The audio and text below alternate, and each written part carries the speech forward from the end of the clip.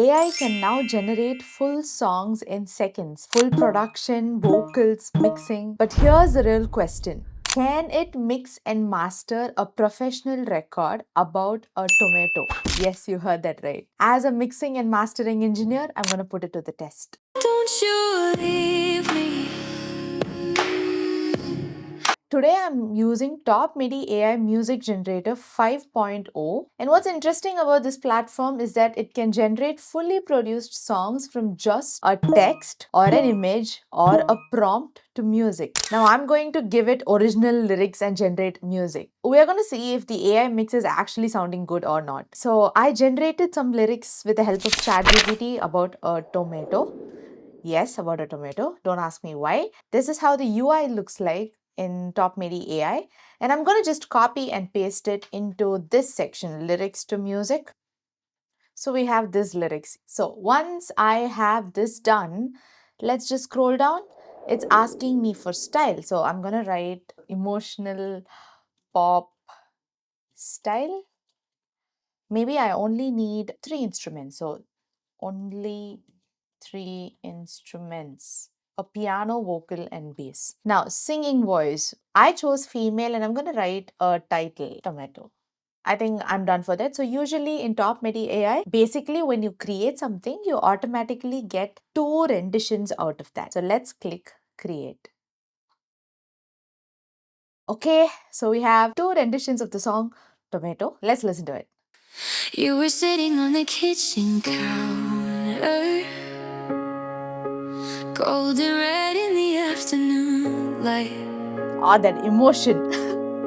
I didn't know I'd grow to love you before you rolled out of my life. I like that emotion that the vocal has, honestly. I think I can make it sound a little better. That's what I feel. But let's go to the chorus. Don't you leave me. You were ripened perfectly. Now you're gone into the salad, but you still live inside of me. Oh, that was so good, wasn't it? I never gave it percussion at all. I didn't even mention about a background vocal, but that was really good. I think I need to clean up the low end a little bit though, but oh my god, I think I was impressed. Moving on to the next rendition. You were sitting on the kitchen counter,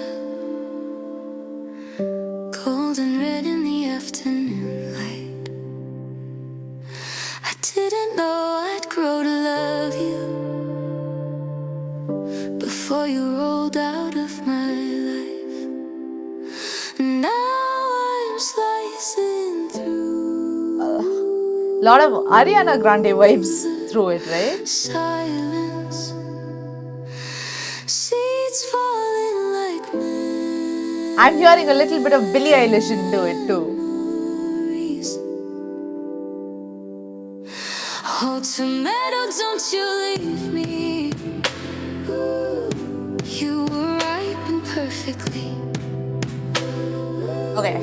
Now I don't think I like this version, especially in the chorus. I mean, it was building onto something, and then I don't know, I just didn't get that vibe out of it in the chorus. So now what we're gonna do is try to import the stems alone, change the mix a little bit and see how it sounds. To get the stems, I have an option here, get stems. Select that and then you have a dual track mode or a multi-track mode. So multi-track mode separates vocals, drums, bass and other instruments up to 12 tracks only. That's an important thing. I think the most important part about using AI is the number of credits that you have to generate something. Be mindful of that and do your proper research, because if you notice, for a minute, it will take 60 credits.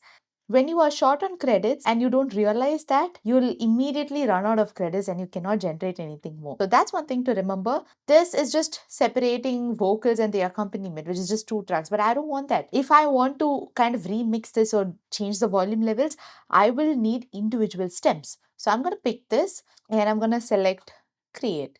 I tried this earlier and it definitely took a lot of time to generate those stems. So I'm gonna get back to when it has generated all the stems. Okay, so we have the stems splitted and it has given me two versions. In version 1, I have keyboard vocals. I've got the bass, drums, and the backing vocals. That's cool. On version 2, I think it's pretty much keyboard vocals. These are also right there. So I guess it's just to make sure that, if there's a slight variation or you think something is missing, you have another version or you can even regenerate. So I think this is good. Let's just solo the drums and have a listen to part where the drums plays.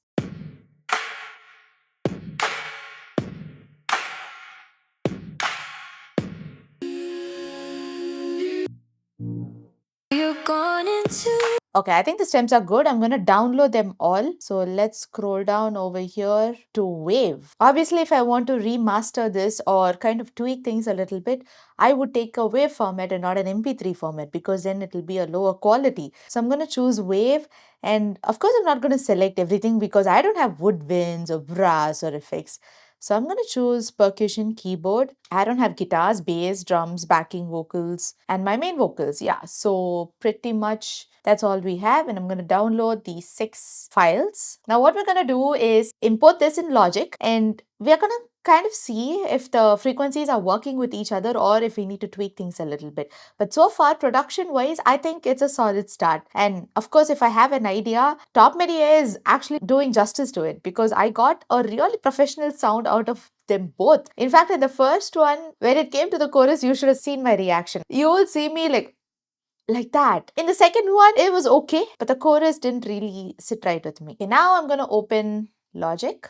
So we have this over here. I'm going to play this. You were sitting on the kitchen counter. Okay, so let's play this.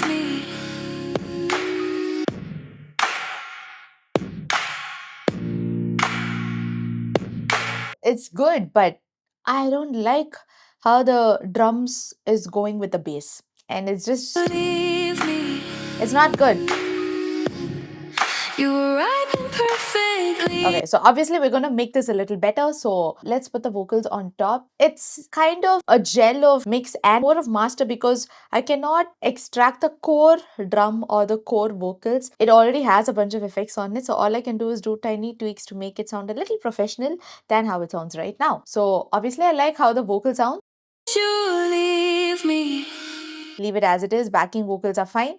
But yes, like I said, drums and bass need a little bit of tweaking.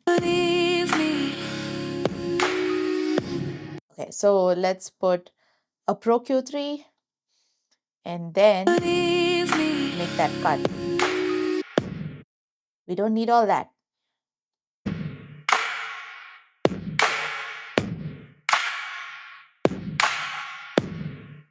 Okay, but when the bass comes, so what I like to do in Pro Q3 is when you come down to this analyzer pre-post, you actually will get to see other tracks EQ when you add it. So what I'm going to do is go to the bass and I'm going to add a Pro Q3 right there. Come back to the drums Pro Q3 and now you'll actually notice that the bass EQ shows up over here. Select that. Now you'll be seeing 2 analytics coming up. See? So basically the red color is the EQ from the bass and the other one is the regular drum. And you see there's a red color kind of LED popping out. It kind of indicates to you that there are frequency clashes happening around that area.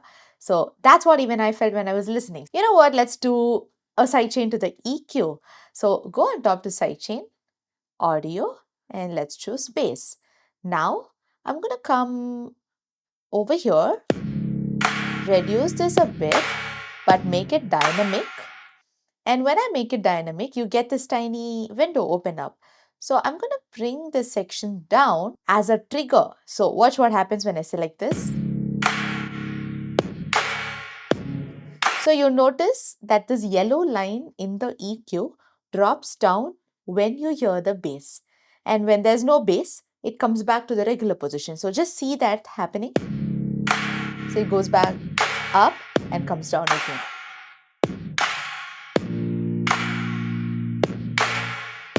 like that, okay? Maybe something like that.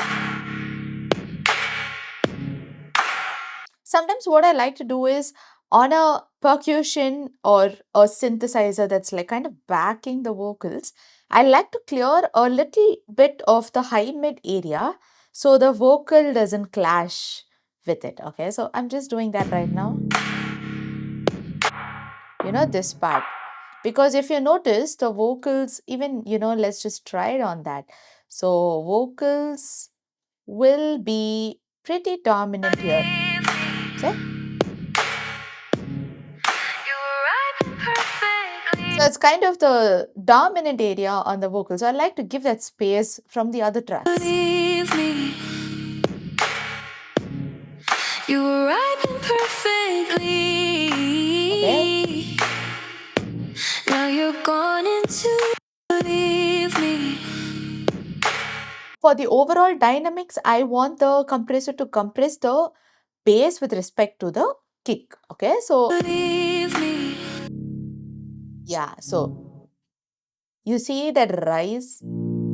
Yeah, that's what we want. So earlier the bass was sounding this way. Now, so there's a better rise to it. I want that to happen so it doesn't clash. Now let's listen. We actually can do a little bit of cleanup in the keyboard as well. You know what? I want to have like a muted piano kind of sound. So let's cut a little bit of the highs right now. Seeds falling like memories.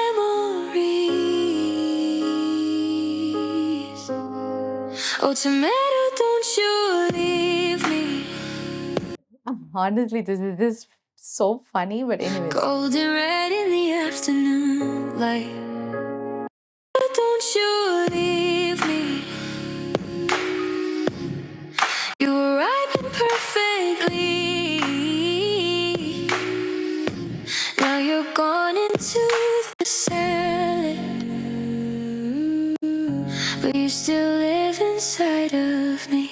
This was a fun experiment, but this is what's making me think. If I am stuck in getting an idea or if I'm stuck in making a song, definitely when I use Top MIDI AI, I definitely can get inspired with a lot of ideas. The moment I put those lyrics in, I was astonished by how the song started to sound like. But I would like to use that as a skeleton and not as the final work. Because even after getting those stems, I get so many ideas to improve it or kind of delete certain sections or add something else, stuff like that. My verdict is that Top Media is a fantastic tool, especially the version 5 that they put right now. Quality is just so good. I mean, it sounds like it's right out of a studio recording. But I would always use it as a skeleton or as a sketch for what I want the song to sound like or to give me some ideas. Will I depend on it? Not really. If you are a YouTuber or you just want like background music, then you can go ahead and rely on it. If you are a music producer or a mix master engineer working with an artist and you want more ideas, you just want to get some creativity sparked out of your brain, you can use Top MIDI AI as a means to kind of get inspired. I can even use these stems as a way to practice mastering. I can make the sound much more better and tame a little bit of those dynamics through mastering. I can change the sounding of certain elements through the mix that I was doing. Obviously, now the drums and the bass are slightly better, but as a mix engineer, can work more on it. Or I can use some of these elements as a sample in my song. So I can use maybe a little bit of the vocal chops here or a little bit of those keyboard, that nice keyboard, that soft keyboard sound. I can literally sample it with the stem that I got. So there are infinite ways by which I can get inspired with AI. But there's no way AI can replace humans. When your perspective is right, you're gonna fuel your ideas with the help of AI. And most importantly, what object should I change into like a dramatic emotional song next? I'm Florina Jane, otherwise known as Flow of Music, and try Top Media AI now. The link is in the description. Don't forget to like and subscribe this video to hear more tomato songs, maybe. See you in the next one.